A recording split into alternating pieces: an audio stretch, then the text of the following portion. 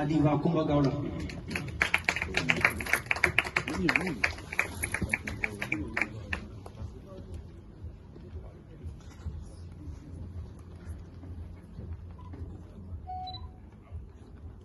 La diva à la voix d'or, Kumba Gawla. Bonsoir.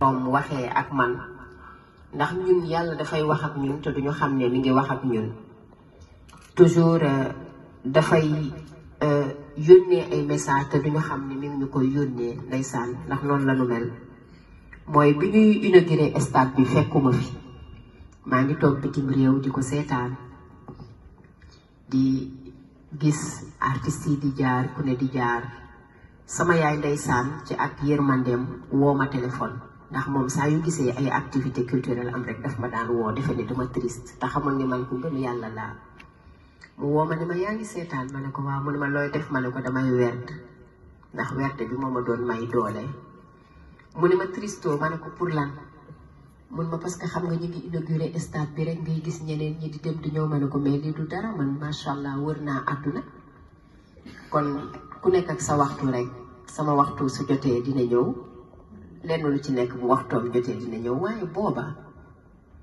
ba ma koy wax loolu moom it ba may wax loolu xamul woon ni sunu borom mi ngi wax ak man ndax boobu sunu borom mi ngi ma naan yow sama jaam bi de tey de nekkoo ci stade bii nit ñi di xalti xalti di dem di ñëw c'est parce que bëgguma nga nekk fa parce que la ma la fay may moo gën ñi ñépp lañ fay am ndax stade ba man seetaan naa dégg ngeen coow yaa xëccoo ya sunu borom ne ma yow la ma la fay dencal yow dama la fay dencal la gën a taaru la gën a rafet la ci gën a rëy loo xam ne kenn du ko mën a effacer ba faw.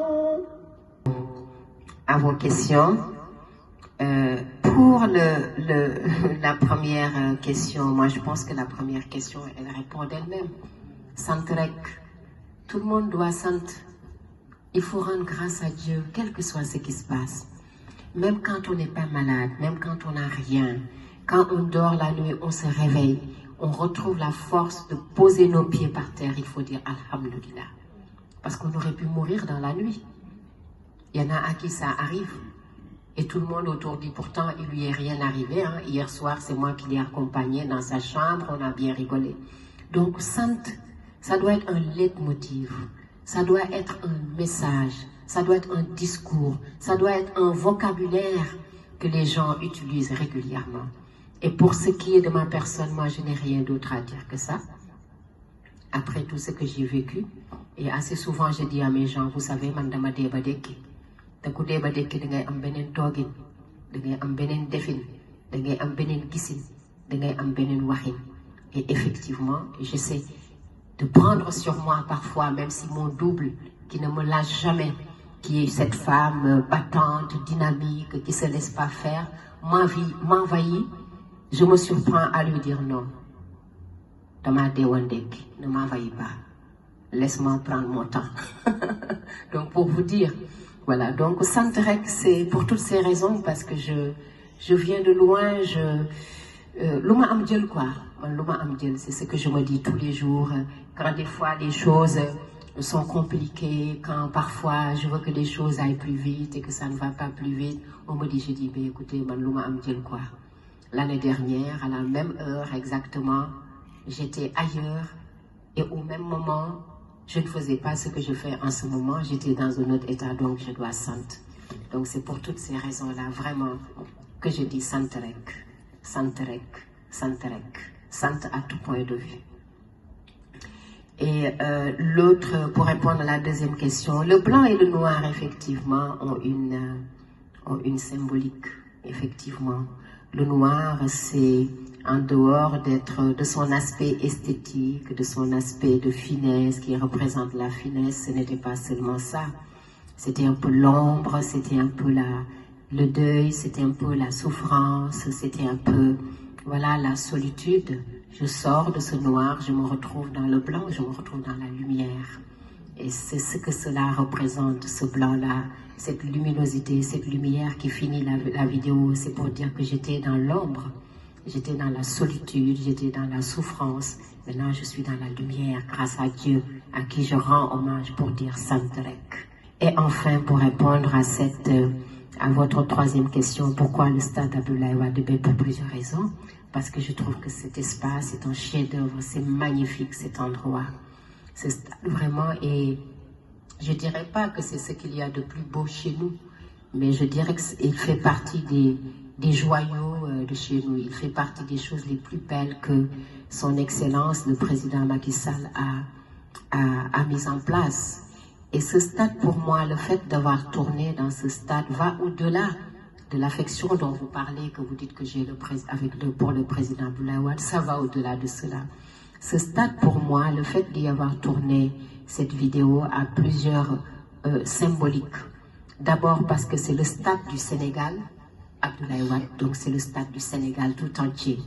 Et j'avais envie de rendre hommage au Sénégal, raison pour laquelle j'ai dit je n'irai ailleurs, nulle part ailleurs, que dans ce stade qui symbolise le Sénégal, pour rendre hommage au Sénégal, rendre hommage à l'Afrique, rendre hommage à mon pays.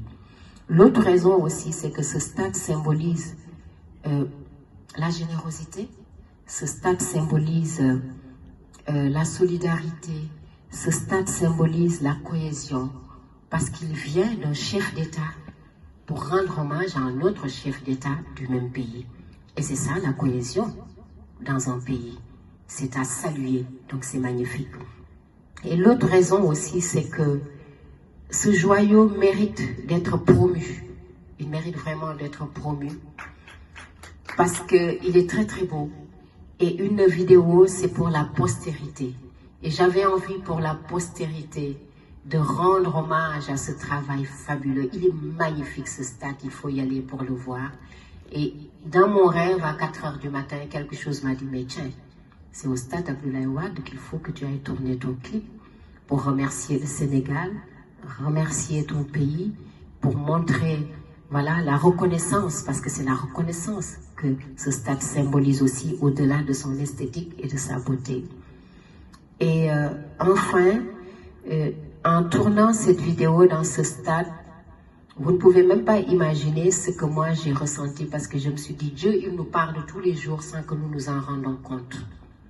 Et c'est là où vraiment il a été important pour moi d'avoir tourné cette vidéo sans même me rendre compte que Dieu m'a parlé. Parce que si vous vous rappelez, à l'inauguration, moi je n'étais pas au Sénégal. Tout le monde était là, moi je regardais à distance l'inauguration et je me rappelle du coup de fil de ma mère qui me disait « Ça va ?» J'ai dit « Oui, ça va. » Parce qu'à chaque fois qu'elle voyait des activités culturelles, elle était triste pour moi. Elle me dit « Yangi setan ?» J'ai dit « Mangi setan ?» Loy def ma ne ko damay werd. Mu ne tristo ma ne ko mais pourquoi may triste? Mu ne waaw parce que xam na gis naa yangi setan stade bi ma ne ko non, au contraire. Chacun son moment.